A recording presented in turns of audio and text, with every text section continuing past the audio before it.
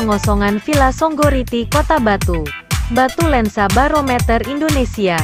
Villa dengan seluas 154 meter yang berada di Bukit Songgoriti, Jalan Arumdalu, Kelurahan Songgokerto, Kota Batu, telah dieksekusi oleh juru sita PN Pengadilan Negeri Malang, dengan pengawalan super ketat Polres Batu pada Kamis, tanggal 3 Juni tahun 2021, menjadi viral di media medsos.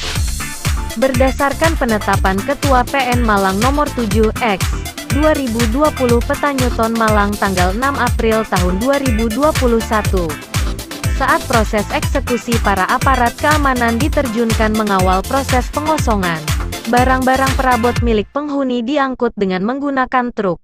Ikuti terus edisi selanjutnya hanya di Lensa Barometer Indonesia. Jangan lupa like, subscribe, komen, dan share. Reporter DAF. Setelah itu telah 3 karena di sini kan dikontrak orang. Rumah di saya 7 hari aja nenek di sana.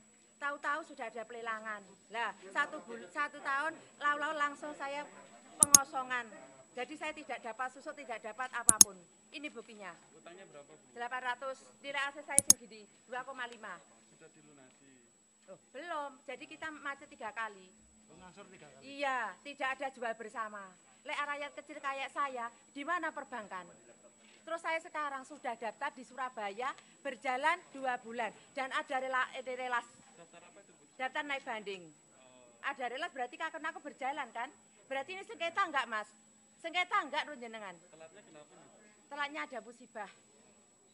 Nenek saya meninggal, sakit sampai meninggal, dan sini diurusi orang lain. Saat telat pertama, kedua, atau ketiga itu ada Sudah, dia dari awal, satu yang dia mau cuma pelelangan. Oke lah ada pelelangan, Mas. Tapi aset saya besar, apakah saya tidak dapat ganti rugi? Tidak ada susuk, tidak dipanggil, tahu-tahu amaning pengosongan. Itu surat dari pengadilan. Jadi kan mengikuti proses peradilan nggak, Bu? Persidangan. Iya, ikuti. Loh, saya tidak pernah dipanggil. Tahu-tahu saya dapat surat amaning pengosongan. Tidak pernah dipanggil oleh siapa? Dari pengadilan. Saya mengikuti 3 kali. Iya, amaning takana tapi amaning pengosongan dari pihak pemenang lelang. Jadi saya nggak tahu apa-apa, tahu-tahu sertifikat balik nama orang lain. Itulah saya. Tolong, Mas. Dilelang gitu, Bu, ya? Iya katanya, iya, tapi saya tidak tahu susuk berapa, utang berapa, tidak ada panggilan sama sekali. Loh ini dari Ini kan sebelum sidang itu saya harus mengosongkan. Jadi dari pengadilan PN langsung surat pengosongan. Pak, hati-hati ya Pak, tolong ya Pak. Sekarang saya minta bilang ya, di Surabaya kita sudah berjalan. Karena ada apa Pak? Jenduten, relasi Surabaya kan naik banding. banding di pengadilan tinggi. Iya, berarti kita kan masih sengketa. Benar apa enggak Jenengan? Sengketa. Ini Kapolda, saya surati. Lihat ini, sudah masuk. Jipung relasi. Ini. Apa kayak gini? Kalau ibunya mintanya gimana ini? Tidak Maksud saya tetap saya tutup. Ditunda. Karena eksekusinya. karena kita kan masih sengketa di Surabaya toh, Mas. Lek menurut tetap dijalankan. Lek menurut jenengan jadi saya gimana? Bang ini cari nasabah atau cari aset? Saya nasabah kan, pengen diayomi kan? Di mana hukum sekarang? Loh ini loh, berjalan 2 bulan, monggo wartawan, aku nggak bohong. Sudah berapa lama tinggal di sini, Bu? Saya 2 tahun, padahal balik nama ada poin 1 kan? Bisa balik nama pemenang lelang, kalau yang menempati pendak lelang. Padahal saya kan di sini, tanyakan orang-orang di sini. Benar apa enggak? Aku fakta, aku benar-benar dijolimi. Aset saya 2,5, utang saya 800 sudah nyaut berapa kali. Tidak dapat Sisa susuk. berapa utangnya, Bu? Ya sekitar 800-an itu sudah nyaut kita. Total utangnya berapa? Total utangnya 900. Nah itu pun jangka waktu 10 tahun, masih 6 bulan. Ayo saya bilangnya, bang apa kayak gini? Tetap Bang saya apa tadi, tutup. Bu? Bang apa? BPR Lestari. Wes, ayo monggo. BPR Lestari Malang, tetap ini. Kita jalan berarti sengketa apa enggak? Ayo saya menjawab Pak wartawan. Bu, selama ini Ibu sudah mengasur.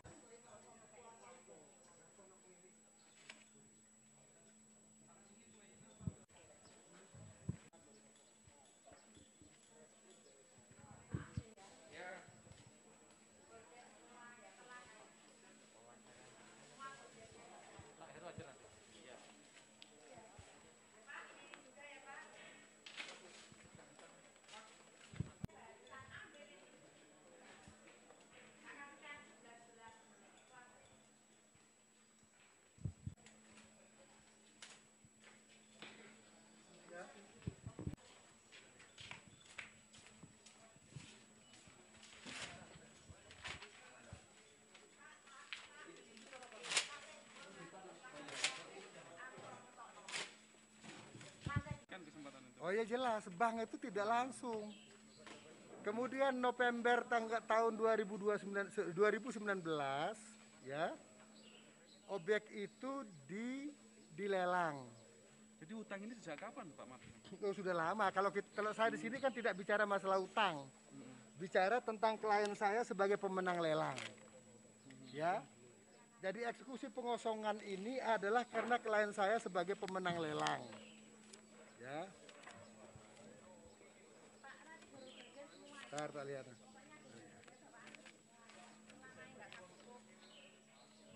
Itu pada tanggal 13 November 2019 sebagai pemenang lelang. Ingat, klien saya membeli lelang ini ke negara, bukan ke pribadi. Ya tentu klien saya ini berpikir positif, membeli ke negara kok. Masa tidak benar barangnya, kan begitu logikanya. 2019,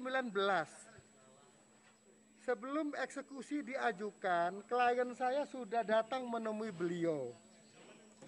Meminta dengan baik-baik, agar mau keluar dengan baik-baik. Bahkan kami akan memberikan kompensasi. Jangan salah tafsir. Ya, tentu kompensasi adalah, yang diberikan adalah agar beliau mengangkut barangnya sesuai dengan keinginan kami. 25 juta. Oh ya, enggak apa-apa, wis. Mau berapa? Sudah mau memberikan kompensasi 20 juta kalau tanya beliau. Ya, tapi saat itu saya sudah menyiapkan 30 juta. 20. Ya enggak apa-apa, mau berapa saja ya. Nah, itu kompensasi yang dimaksud itu. Bukan klien saya membeli objek sengketa, bukan. Karena klien saya merasa tidak enak kalau dikeluarkan begini saja, gitu loh. Saya minta dengan baik-baik, agar ibu mau mengangkat barangnya dengan baik-baik, kan gitu. Atau beliau mau bisa mengontrak di mana saja. Anggaplah 20 kan bukan uang kecil, ngontrak rumah kan banyak. Dengar dulu Bu ya, nanti sampean Bu ya. Nah itu. Nah, sampai tanggal 29 kemarin Mei, itu sudah ada pertemuan antara kami dengan kuasa hukumnya dengan beliau itu. Meminta akan memberikan kompensasi pengangkutan barang, bukan membeli. Klien saya sudah beli ke negara kok. Ke negara itu siapa Pak? Ke balai lelang. Oh, balai lelang. Ini kan lelang oleh negara, gitu loh. Klien saya ikut sebagai peserta lelang. Tahun 2019. 2019 November 2019. Berarti sebetulnya putusannya sudah sejak 2019 itu. Loh, bukan putusan. Ini karena ini benda dalam jaminan di bank. Maka bank itu boleh melelang tanpa melalui pengadilan. Karena aktenya mempunyai nilai eksekutorial. Demi keadilan berdasarkan ketuhanan yang Maha Esa, itu kan bunyi aktenya. Ya. Nah, perhatikan. Setelah itu tidak mau, ya, klien saya mengajukan permohonan resmi ke pengadilan. Mengajukan permohonan resmi pada tanggal 16 Mei 2020, 16 Maret 2020. Semestinya eksekusi diajukan itu tahun 2020. Eksekusi ini maksudnya? Semestinya. Karena eksekusi berdasarkan undang-undang itu 8 hari. Sampai molor 1 tahun. Kurang apa klien saya? Kenapa tidak bisa dieksekusi? Karena kuasa hukumnya beliau dari Tito dan kawan-kawan mengajukan namanya perset. Perset itu perlawanan, dedar perset. Semestinya dedar perset itu diajukan oleh pihak ketiga. Tapi dengan berbaik hati juga pengadilan tidak mau melakukan eksekusi, masih memberikan 1 tahun. Gitu loh. Pak, yang soal